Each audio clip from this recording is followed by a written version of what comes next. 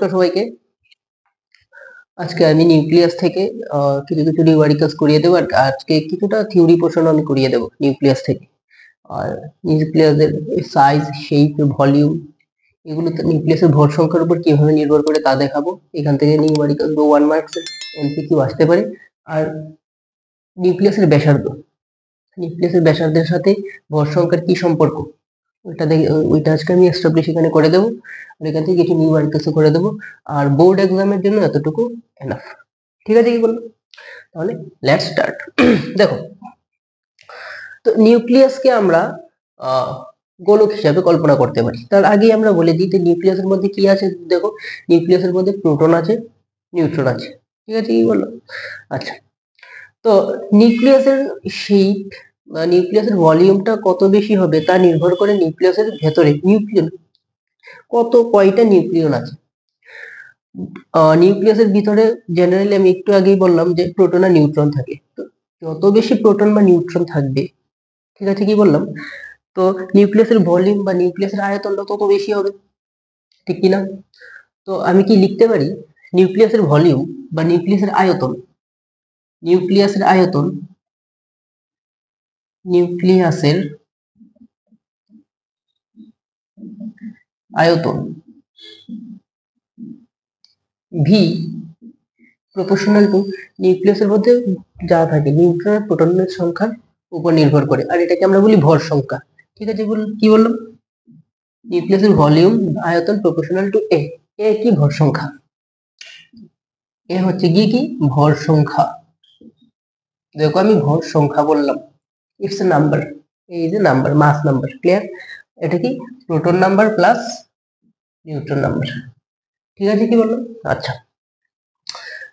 ধর এই নিউক্লিয়াস, আর নিউক্লিয়াসের ব্যাসার্ধ আমি ধরলাম আর।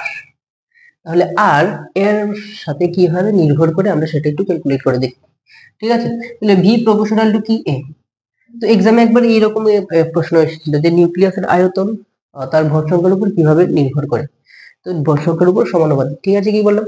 আর যেহেতু আমরা নিউক্লিয়াসকে একটা গোলক হিসাবে কল্পনা করলাম, তাহলে গোলকের আয়তনের ফর্মুলা আমরা কি জানি? 4/3 পাই আর কিউব প্রপোর্শনাল টু এ। ঠিক আছে, কি বললাম? আচ্ছা, और 4/3 পাই কনস্ট্যান্ট, আর এখানে প্রপোর্শনাল সাইন আছে, তাহলে সবটা আমি এখানে নিতে পারি, R cube proportional to A. ঠিক আছে, কি বললাম? আচ্ছা, और R proportional to A to the power 1/3, R proportional to A to the power 1/3। এবার প্রপোর্শনাল সাইন যদি আমি এখানে ওমিট করি তাহলে একটা কনস্ট্যান্ট আসবে, are not A to the power 1/3। এই আর নটের মধ্যে সব ধরনের যত ধরনের কনস্ট্যান্ট এখানে আসতে পারে আর নটের মধ্যে সব আছে। ঠিক আছে, কি বললাম? আর আর নটের একটা ভ্যালু আছে, এটা মনে রাখবে। আর নটের ভ্যালুটা হচ্ছে কি 1.2 FM আর মিটার। ঠিক আছে, কি বললাম? তাহলে এটা কার কার মধ্যে সম্পর্ক চলে আসলো? এটা এটা নিউক্লিয়াসের ব্যাসার্ধ এবং নিউক্লিয়াসের ভর সংখ্যার মধ্যে সম্পর্ক চলে আসলো। ঠিক আছে, কি বললাম? তাহলে এই ফর্মুলা গুলো দিয়ে আমরা এই নিউমেরিক্যালস গুলো করব। ঠিক আছে, তাহলে ফর্মুলাটা আমরা সাইড টুকে রাখছি। R is equals to R not A to the power 1/3, এই ফর্মুলা। ঠিক আছে, আচ্ছা, নেক্সট হচ্ছে গিয়ে আমরা নিউক্লিয়াসের ঘনত্ব দেখবো, যে নিউক্লিয়াসের ঘনত্ব আমরা বার করব। ঠিক আছে, তো দেখো, আমরা জানি ঘনত্বের ফর্মুলা কি? ঘনত্ব মানে ভর বাই আয়তন। ঠিক আছে, ডিরাইভেশন বেশি একটা আসবে না, তার জন্য আমি এত লিখে লিখে করাচ্ছি না, জাস্ট আমি দেখাচ্ছি। এগুলো থেকে 1 মার্কসের প্রশ্ন আসবে। এখন আর এক্সামে ডিরাইভেশন আর আসে না এখন। তো নিউক্লিয়াসের আয়তন, আচ্ছা, নিউক্লিয়াসের তো আয়তন আমরা ধরলাম আমরা ভি। ঠিক আছে, তাহলে নিউক্লিয়াসের ঘনত্ব, নিউক্লিয়াসের নিউক্লিয়াসের ঘনত্ব নিউক্লিয়াসের ঘনত্ব ডি আমরা ধরলাম। ডি ইজ ইকুয়াল টু ভর বাই আয়তন, নিউক্লিয়াসের ভর। ঠিক আছে, কি বললাম? নিউক্লিয়াসের ভর, নিউক্লিয়াসের ভর বাই নিউক্লিয়াসের আয়তন। নিউক্লিয়াসের ভর মানে কি? নিউক্লিয়াসের ভর মানে হচ্ছে গিয়ে নিউক্লিয়াসের মধ্যে যে নিউট্রন বা প্রোটন আছে এগুলো ভরের যোগফল হচ্ছে গিয়ে নিউক্লিয়াসের ভর। ঠিক আছে, কি বললাম? তো নিউক্লিয়াসের মধ্যে প্রোটন প্লাস নিউট্রন যে আছে এগুলো একসাথে আমরা বলি ভর সংখ্যা। ঠিক আছে, কি বললাম? আচ্ছা, তাহলে নিউক্লিয়াসের ভর কি? এ। ধরো একটা যে কোনো একটা আমি নিউক্লিয়াস কনসিডার করি, ধরো এক্স নিউক্লিয়াস জেড এ, সেখানে এ হচ্ছে পরমাণু ক্রমাঙ্ক আর এ হচ্ছে গিয়ে তার ভর সংখ্যা। ঠিক আছে, ভর সংখ্যা, এ ইজ দি মাস নাম্বার। ঠিক আছে, কি বললাম? তাহলে এত এ হচ্ছে ভর সংখ্যা, তার মানে এ সংখ্যক নিউট্রন আর প্রোটন আছে নিউক্লিয়াসের মধ্যে। ঠিক আছে, আবার যদি যদি আমি একটা এভারেজ আমি ক্যালকুলেশন করি যে একটি নিউক্লিয়নের ভর যদি 1 amu হয়, তাহলে এ সংখ্যক নিউক্লিয়নের ভর কত হবে? a into 1 amu। ঠিক আছে, তো আমরা যখন নিউক্লিয়াসের মধ্যে আমরা ক্যালকুলেশন করি তখন ভর বা এই ভর, নিউক্লিয়াসের ভর এগুলো আমরা amu অ্যাটমিক মাস ইউনিটে আমরা ক্যালকুলেট করি। ঠিক আছে, কি বললাম? একটি নিউক্লিয়নের ভর কত ধরলাম? নিউক্লিয়নের ভর 1 amu ধরলাম। 1 amu এর একটা ভ্যালু আছে, আমি পরে লিখিয়ে দেবো। ঠিক আছে, তো নিউক্লিয়াসের ভর মানে কি? নিউক্লিয়াসের মধ্যে যতগুলো নিউট্রন প্রোটন আছে যেগুলোকে আমরা নিউক্লিয়ন বলি ওইগুলোর ভর। তাহলে a number of neutrons and protons are there inside the nucleus, and the total mass of a number of nucleons is a into 1 amu. Since we have already considered that the mass of one nucleon is 1 amu. Clear? তো নিউক্লিয়াসের আয়তনের formula কি বলো? 4/3 পাই আর cube.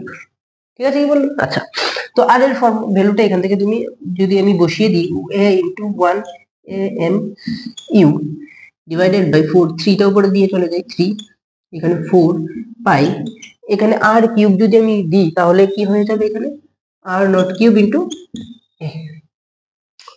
Cube করলে আর not cube, আর এখানে 3 আর এখানে 1/3 কেটে যাবে। তাহলে a से a कट गया, तो देखो 3 4 pi R not cube into 1 amu, এটা হচ্ছে ঘনত্ব।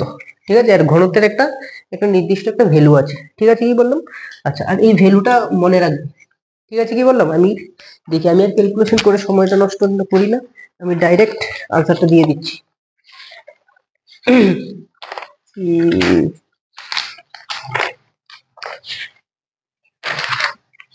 হ্যাঁ, নিউক্লিয়াসের ঘনত্বটা হচ্ছে কি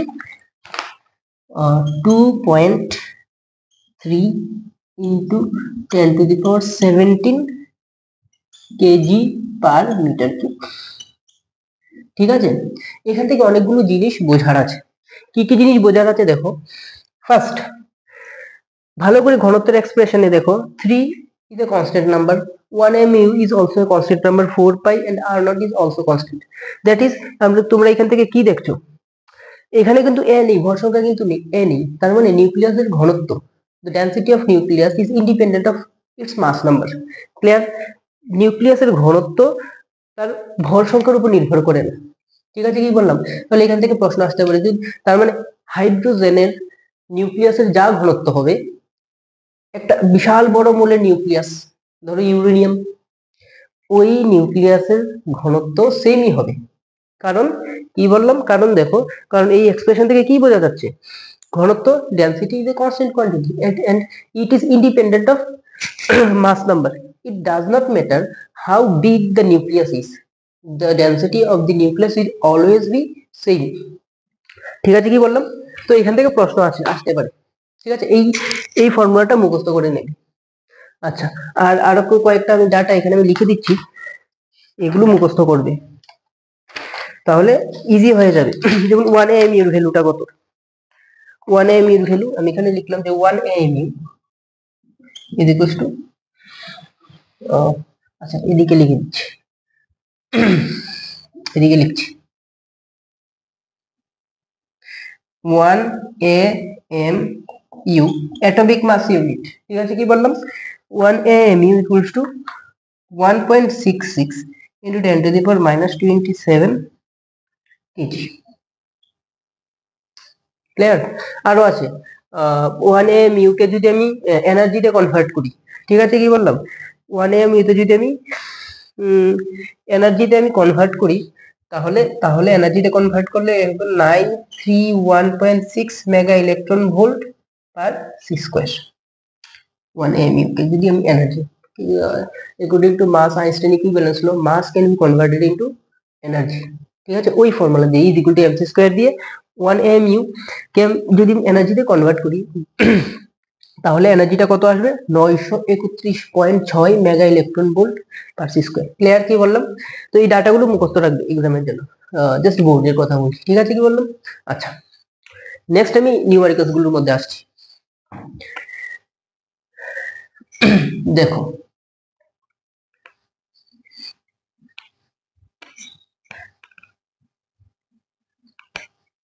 কি বলছে, দেখো দুটি নিউক্লিয়াসের ভর সংখ্যার অনুপাত দেওয়া আছে 1:8, তাদের ব্যাসার্ধের অনুপাত কত হবে? আচ্ছা, ধরো দুটো নিউক্লিয়াস, নিউক্লিয়াস এ আর ধরলাম আমি নিউক্লিয়াস বি। আচ্ছা, নিউক্লিয়াস এ এর ভর সংখ্যা মানে নিউক্লিয়াস এর ভর সংখ্যা মানে এ দিয়ে লিখি আমরা, এ, আচ্ছা নিউক্লিয়াস এর জন্য পি কিউ দিয়ে লিখি, পি কিউ।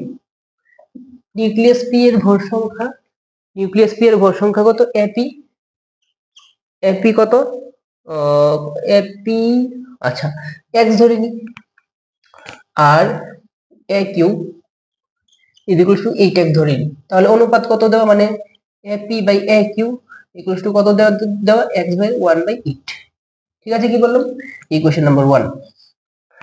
এখন বলছে তাদের ব্যাসার্ধের অনুপাত কত, ঠিক আছে, কি বললাম, তাহলে এই ক্ষেত্রে আমরা কি লিখতে পারি, আরপি, আরপি আমরা কি লিখতে পারি,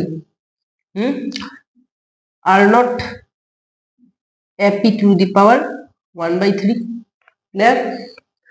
আর ওই ক্ষেত্রে আর কিউ কি লিখতে পারি, R not A Q to the power 1/3, equation number 2, equation number 3, clear কি বললাম। আচ্ছা, R P by R Q is equals to R not A P to the power 1/3 R not A Q to the power 1/3, এটা কাটা, তাহলে A P by A Q to the power 1/3, তাহলে A P by A Q কত দেওয়া, 1/8, 1/8, 1/3, তাহলে কত চলে আসবে, 1/2, তাহলে কত চলে আসলো বলো, RP, RP by R Q মানে আরপি টু আর কিউ 1:2, ঠিক আছে, কি বললাম। আচ্ছা, নেক্সট প্রশ্ন কি বলছে, দেখো দুটি নিউক্লিয়াসের ভর সংখ্যার অনুপাত দেওয়া আছে 2:5, তাদের নিউক্লিয়াসের ঘনত্বের, নিউক্লিয় ঘনত্বের অনুপাত কত, আমি বললামই যে নিউক্লিয় ঘনত্ব তাদের ভর সংখ্যার উপর নির্ভরই করে না, তো নির্ভর যদি না করে তাহলে তাদের সব, তাদের ঘনত্বের অনুপাত কত হবে, 1:1। যদি বলে একটি হিলিয়াম নিউক্লিয়াস আর একটা ইউরেনিয়াম নিউক্লিয়াসের ঘনত্বের অনুপাত কত, সেই 1:1, কারণ নিউক্লিয়াসের ঘনত্ব তাদের ভর সংখ্যার উপর নির্ভর করে না, নিউক্লিয়াসটা কত বড় বা কতটুকু ছোট তার উপর নির্ভর করে না, ঠিক আছে, কি বললাম, নিউক্লিয়াসের, তাহলে নিউক্লিয়াসের ঘনত্বের অনুপাত যে কোনো নিউক্লিয়াস হতে পারে 1:1ই হবে, ঠিক আছে, কি বললাম। আচ্ছা, আর তোমরা হোমওয়ার্ক করবে যে এটা এটা 8:125 হলে তাদের অনুপাত কত হবে, ঠিক আছে, কি বললাম। হুম